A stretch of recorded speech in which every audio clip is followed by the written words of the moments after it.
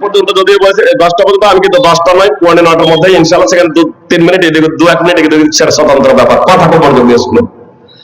তার কারণ আরাফার দিনের রোজা প্রসঙ্গে রাসূল সাল্লাল্লাহু আলাইহি সাল্লাম বলেছেন যে আরাফার দিনের রোজা আমি আশা করি আল্লাহ তাআলা আরাফার দিনের রোজা রাখার মাধ্যমে বিগত 1 বছরের এবং আগামী 1 বছরের গুনাহ মাফ করে দেবেন।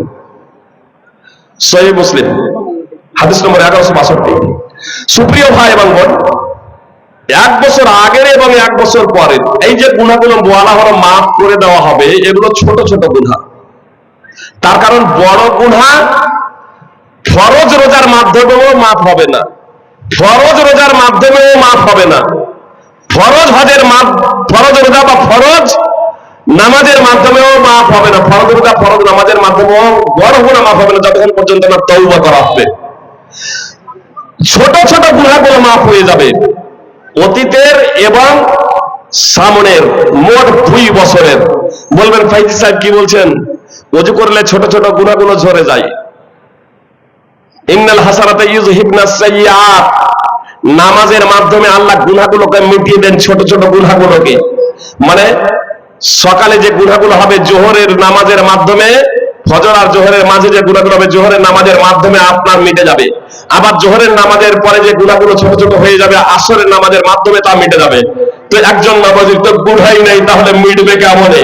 জি সুপ্রিয় ভাই এবং বোন, গুনাহ নেই তো আপনার মর্যাদা বৃদ্ধি হবে, আপনার নেকি বৃদ্ধি হবে সুপ্রিয় ভাই এবং বোন, এবং বড় গুনাহগুলো হালকা হয়ে যাবে এর মাধ্যমে। এজন্য এই আরাফার দিনের রোজা রাখার অবশ্যই চেষ্টা করবেন। যুলহিজ্জা মাসের প্রথম দশক চলছে, সাধারণত এই প্রথম দশকে একাধিক রোজা রাখা যায়। আপনার তাসবিহ তাহলিল জিকির আজকার বেশি বেশি করে অধ্যয়ন করবেন, দান খয়রাত বেশি বেশি করে করবেন, বেশি বেশি নেকি সঞ্চয়ের প্রচেষ্টা করবেন, আর বিশেষ করে আপনার আরাফার দিনের রোজা রাখবেন। এখন প্রশ্ন হচ্ছে যে আরাফার দিনের রোজা কখন? এক কথাই বলে দিই, আমাদের এই 2024 আরাফার দিনের রোজা হচ্ছে রবিবার, অর্থাৎ শনিবার দিন যেয়ে ভোরে আপনাকে সাহারি খেতে হবে। বলবেন যে কেউ কেউ যে বলছে যে না হাজিরা যখন আরাফার মাঠে যাবে, তো আপনাদের বলি সহিহ হাদিস তো দূরের কথা, জয়ীব জাল হাদিসও নেই যে হাজিরা যখন আরাফার মাঠে অবস্থান করবে তখন তোমরা রোজা রাখো। এই কথা আল্লাহ রাসূল বলেননি, সাহাবায়ে কেরামও এই কথা বলেননি। সুপ্রিয় ভাই এবং বোন, আরাফার দিনের রোজা বলা হয়েছে সিয়ামু ইয়াউমি আরাফা। আরাফার দিন বলতে কি? আরবিতে আসলে কতগুলো নাম আছে, যেমন ইয়াউমুত তারবিয়া 8 যুলহিজ্জা, ইয়াউমে আরাফা 9 যুলহিজ্জা, ইয়াউমুন নাহার 10 যুলহিজ্জা, আবার 11, 12, 13 কে আইয়ামে তাশরিক বলা হয়। আবার সেগুলোর প্রত্যেকটার আলাদা আলাদা নাম আছে আরবিতে। ইয়াউমুল কার, ইয়াউমুন নাফরিল আউয়াল, ইয়াউমুন নাফরিস সানি, আইয়ামে 20, চন্দ্র মাসের 13, 14, 15 কে বলা হয় আইয়ামে 20। আশুরা, ইয়াউমুল আশুরা, 10ই মুহররমকে বলা হয় ইয়াউমুল আশুরা। তো এইভাবে আরবিতে এক একটা নাম আছে। কেউ বলছে না আরাফার কথা বলা হয়েছে, তো এখানে তো 9 যুলহিজ্জা বলা হয়নি। এটা তাদের ভ্রান্ত ধারণা সুপ্রিয় ভাই এবং বোন।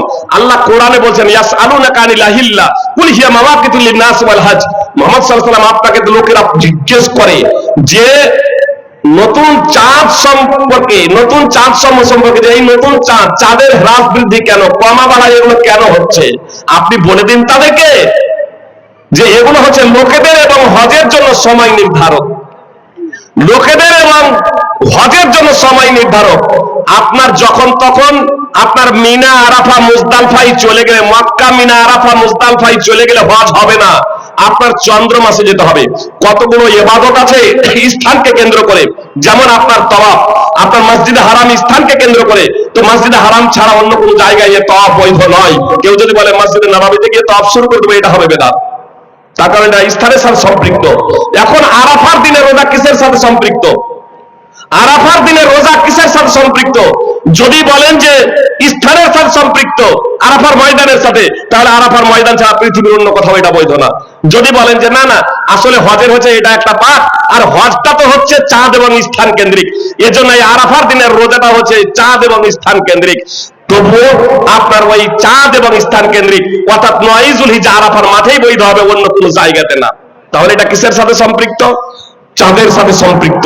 যেমন আশুরা রোজা চাঁদের সাথে সম্পৃক্ত, আশুরা রোজা চাঁদের সাথে সম্পৃক্ত, রমাদানের রোজা চাঁদের সাথে সম্পৃক্ত, অনুরূপ ভাবে আরাফার দিনের রোজাও চাঁদের সাথে সম্পৃক্ত।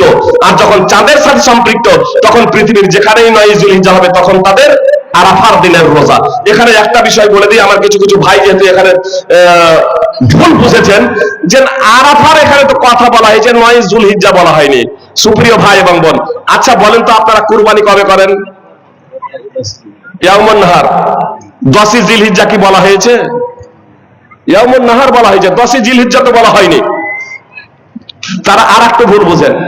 আসলে ইয়াউমুন নাহার তো বিভিন্ন সময় বিভিন্ন জায়গায় হতে পারে, আর আরাফার মাঠ তো একটাই।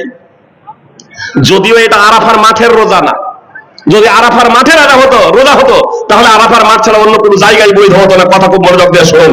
তো শুনুন, তাহলে কুরবানি আলাদা। তাহলে কুরবানির দিনটা কি?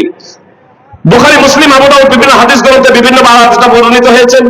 ইয়াউমুন নাহারকে রাসূল সাল্লাল্লাহু আলাইহি সাল্লাম বলেছেন যে ইয়াউমুল হজ্জিল আকবার। পুরো জায়গায় বলছেন ইয়াউমুল হজ্জিল আকবার ইয়াউমুন নাহার, ভাবার্থ একই। অর্থাৎ কুরবানির দিন হলো বড় হজের দিন, বড় হজের দিন হলো কুরবানির দিন। বুঝতে পেরেছেন? বড় হজের দিন হলো কুরবানির দিন, কুরবানির দিন হলো বড় হজের দিন। বড় হজ কোথায় হয়? পৃথিবীর একটা জায়গাতেই হয়, মিনাতে 10 যুলহিজ্জা।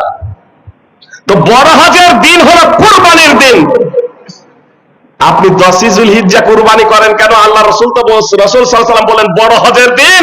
অতএব হাজিরা যখন মিনায় যখন থাকবেন 10 জিলহিজ্জা জামরায়ে আকবায় যখন কঙ্কর মারবেন, যখন কুরবানি যখন করবেন, সুপ্রিয় ভাই এবং বোন, আপনাদের সেই দিন কুরবানি করা উচিত। কিন্তু আপনি সেটা নিচ্ছেন না কেন?